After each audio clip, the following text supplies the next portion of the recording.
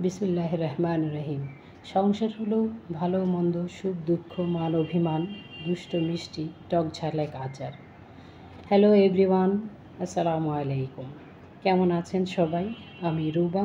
আমাদের গল্পগাথার নতুন আরও একটি গল্পে আপনাদেরকে ওয়েলকাম করছি। আশা রাখছি যে যেখান থেকে দেখছেন আল্লাহর রহমতে সকলেই ভালো আছেন। আলহামদুলিল্লাহ, আমিও সবাইকে নিয়ে ভালোই আছি।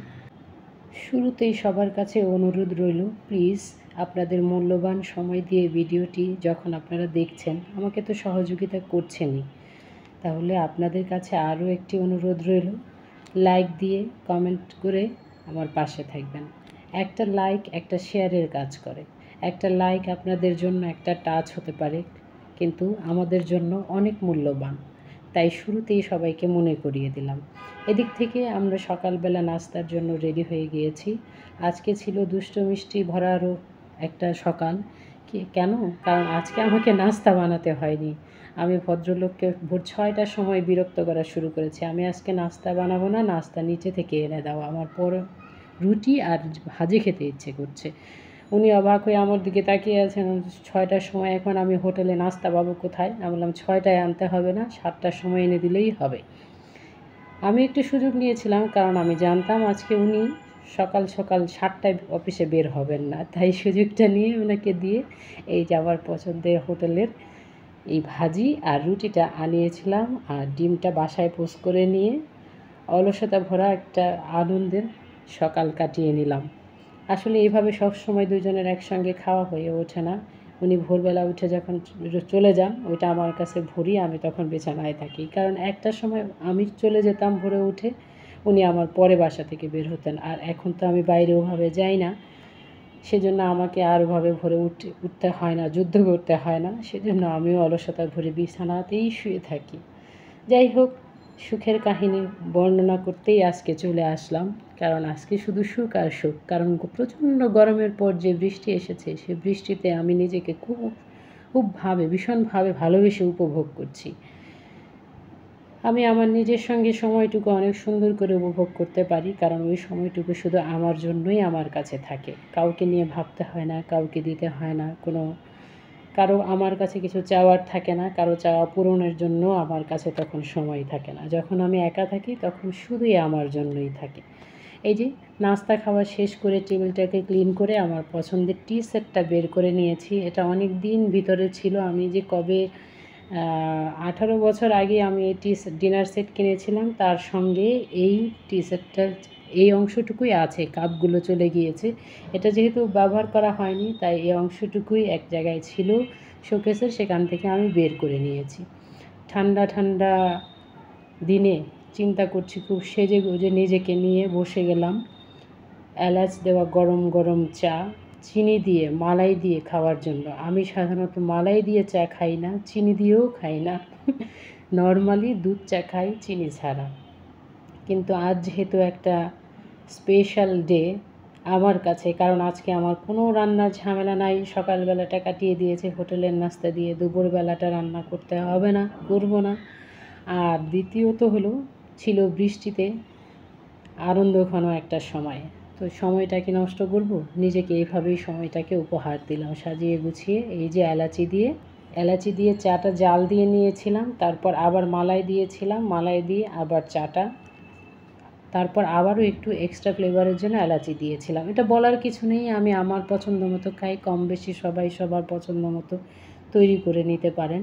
একটু একটু ভিডিওর কথা বলছি, কারণ একদম ভিডিও রিলেটেড কথা না হলে তা পুরা কেন আমার ভিডিও দেখবেন? বৃষ্টির দিনে গরম গরম এলাচ দেয়া মালাই দেয়া চা খেতে আপনারাও চলে আসুন আমার সঙ্গে। আপনাদের জন্যও রইল চা, চিনিতে এলাচ দেওয়া। যখন মনে হবে চলে আসবেন, গরম গরম পরিবেশন করে দিব। যাই হোক, এতক্ষণ ধরে দেশে এবং বিদেশে যে যেখান থেকে আমার ভিডিওটি দেখছেন, প্লিজ সাবস্ক্রাইব করে বেল বাটনটি অন করে আমার পাশে থাকবেন। যখন আমি ভিডিও দিব তখনই আপনার কাছে পৌঁছে যাবে। আপনি আপনার সময় ও সুযোগ বুঝে ভিডিওটি দেখে নেবেন, সহযোগিতা করবেন এই বোনটিকে। এই কাজটি অলরেডি যারা করে ফেলেছেন তাদের জন্য রইল অনেক অনেক ভালোবাসা ও শুভকামনা। আমার ভালোবাসার পছন্দের অনেক আপু আছেন যাদের ব্লগিং দেখতে দেখতে আমি এই ব্লগিং দুনিয়ায় পা রেখেছি। তারা হয়তো জানেনও না আমি যে তাদেরকে দেখে দেখে এখানে চলে এসেছি। অজান্তেই তারা আমার এই জীবনে এগিয়ে চলার পথে প্রভাব বিস্তার করেছেন। তাদের ভালো কাজ, ভালো কথা আমাকে মুগ্ধ করেছে। এমন দুজন মানুষের কথা আজ আমি বলবো। এমএন ব্লগ থেকে নাসরিন সুলতানা আপু, তার কথা এত সুন্দর, এমন সুন্দর করে গুছিয়ে গুছিয়ে ছোট ছোট কাজগুলোকে একত্র করে উপস্থাপন করেন, আমার খুব ভালো লাগে। বাংলাদেশি ব্লগার রিমা আপু, তোমাকে অসংখ্য ধন্যবাদ ও ভালোবাসা। তোমার কথা, তোমার ব্লগে তোমার বিষয়বস্তুর উপস্থাপন আমাকে খুব আকৃষ্ট করে। সব কিছু মিলিয়ে আমি অনেক আগে থেকেই তোমাদের ব্লগ দেখতাম। দেখতে দেখতেই এত দূর চলে এসেছি। সামনে আরও যেতে চাই, তাই তোমাদের সকলের সহযোগিতা কামনা করছি।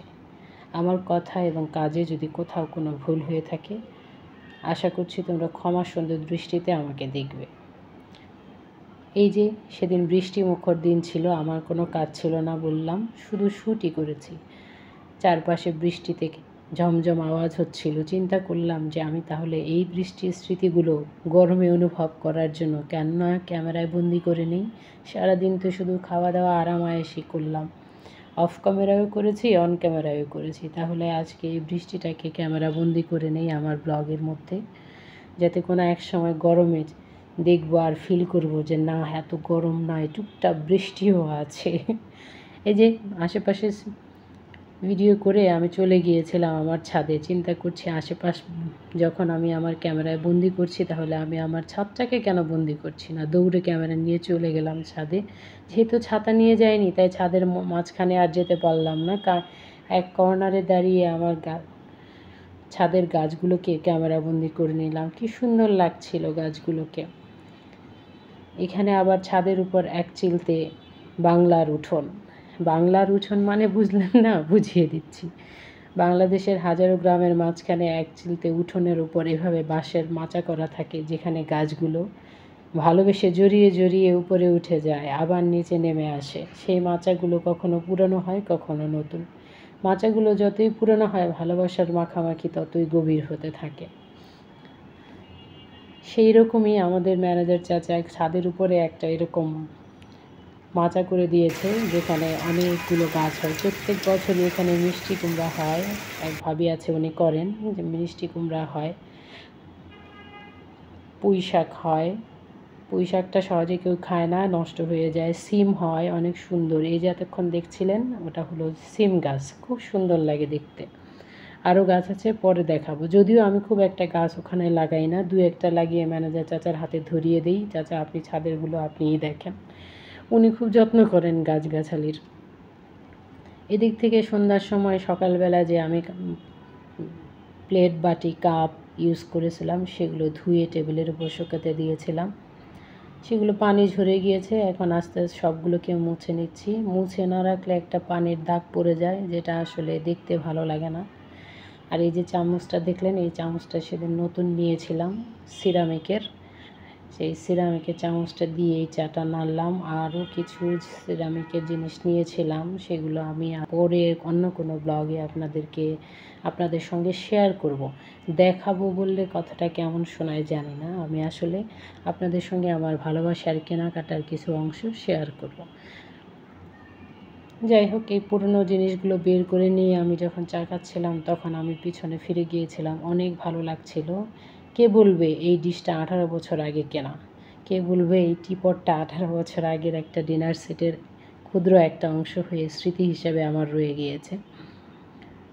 এটাকে মুছে অনেক যত্ন করে নিয়েছি, রেখে দেব, যাতে আমি পরবর্তী জেনারেশনে আমার ছেলের বউকে দেখাতে পারি যে দেখো, এগুলো ছিল আমার এত বছর আগে, আমার ছেলের জন্মের আগের এই ডিনার সেটগুলো। খুব যত্ন। আমি দেখছিলাম এখানে কি লেখা, কারণ এত বছর এটা আমার কাছে আছে, কিন্তু আমি এটাকে কখনো উল্টো পাল্টো এইভাবে দেখিনি যেটা কোন কোম্পানির। তাও চেষ্টা করে ব্যর্থ হলাম। অনেকটা উঠে গিয়েছে, অনেকটা সাথে চশমা নেই বলে যে কাছের জিনিস দেখতে পাচ্ছিলাম না, তবে দূরেরটা ভালো দেখতে পাই। যে এখানে এই যে এগুলোকে গুছিয়ে রাখছি, এদিকে গল্প করতে করতে আমি আমার কাজগুলো করে নিচ্ছিলাম। উত্তপ্ত গরমের পর রিমঝিম বৃষ্টি, অলসতায় ভরা আর ভালোবাসার মালায় চায়ের সঙ্গে আমার আজকের এই ব্লগটি কেমন লেগেছে জানাতে ভুলবেন না যেন। অপেক্ষায় রইলাম। কথা বলতে বলতে শেষ হয়ে আসছে প্রায় আজকের ব্লগটি। একটা কথা আছে না, আমার গল্প ফুরলো নোটে গাছটি মুড়লো, নাকি হবে নোটে গাছটি মুড়লো আমার গল্প ফুরলো। আমার ঠিক মনে পড়ছে না এখন, অনেক আগে পড়েছিলাম। সঠিকটা কি হবে আপনারা চাইলে জানাতে পারেন। চাইলে কেন, আমি চাই আপনারা জানান। বাকিটা তো আপনাদের ইচ্ছা, আমি তো জোর করতে পারি না, অনুরোধ করতে পারি। তাই অনুরোধ রইল, ভুল হলে ঠিক করে সঠিকটা বলে দিয়েন। আস্তে আস্তে অনেকটা সময় চলে গেল, আনন্দে অনেকটা সময় আপনাদের সঙ্গে গল্প করে কাটিয়ে দিলাম। এখন এগুলোকে জায়গা মতো রেখে দিব।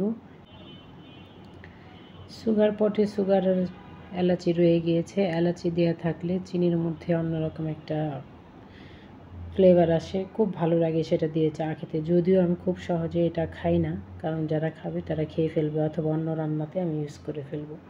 এটা এখানেই গুছিয়ে রাখলাম, আর বাকিগুলো তুলে রাখবো জায়গা মতো যেখান থেকে নামিয়েছিলাম, কারণ টেবিলের উপরে এত হিজিবিজি আমার ভালো লাগে না। তারপরও কিছু কিছু প্রয়োজনে কিছু কিছু জিনিস গুছিয়ে টেবিলের উপর রাখতে হয়, কারণ যেহেতু আমি অলওয়েজ সব কিছু তৈরি করে দিই না সবাইকে, অনেকেই যার যার মতো করে গুছিয়ে নিয়ে নেয়। অনেকে বলতে আমার ছেলেরা বেশিরভাগ সময় চা কফি নিজেরাই তৈরি করে নেয়, স্যান্ডউইচটাও নিজেরাই তৈরি করে খায়। সো আলহামদুলিল্লাহ, আমাকে জাস্ট রেডি করে উপকরণগুলো হাতের কাছে রেখে দিতে হয়। আর ওরা চিনি খায় না, ওরা ওদের জিম করে, ডায়েটিশিয়ানের পরামর্শ অনুযায়ী খাবার চার্ট ফলো করে। সো ওরা চিনি খায় না, দুধ খায় না, বা দুধ খায় না মানে দুধ চা কফি খায় না, ওরা ব্ল্যাক টি খায়, ব্ল্যাক কফি খায় উইদাউট সুগার। এই চিনিগুলো শেষ করতে আমাকে অনেক সময় নিতে হবে। এই পর্যন্ত আমার কোথাও কোনো অংশ যদি আপনাদের ভালো লেগে থাকে, আবারও বলছি প্লিজ সাবস্ক্রাইব করে পাশে থাকবেন। যতদিন আপনারা সাবস্ক্রাইব করে পাশে থাকবেন ততদিনই আমি আপনাদের কাছে কৃতজ্ঞ থাকব। আর না থাকলেও কৃতজ্ঞ থাকব ধৈর্য ধরে এতক্ষণ এই যে আমার চিরচেনা সেই ডায়লগ, আমার বকবকানি কিচিরমিচির শুনেছেন বলে ধৈর্য ধরে দেখেছেন, এজন্য। দেখা হবে নতুন কোনো ব্লগে, নতুন কোনো এপিসোডে। সেই পর্যন্ত ভালো থাকুন, সুস্থ থাকুন। আসসালামু আলাইকুম, আল্লাহ হাফেজ।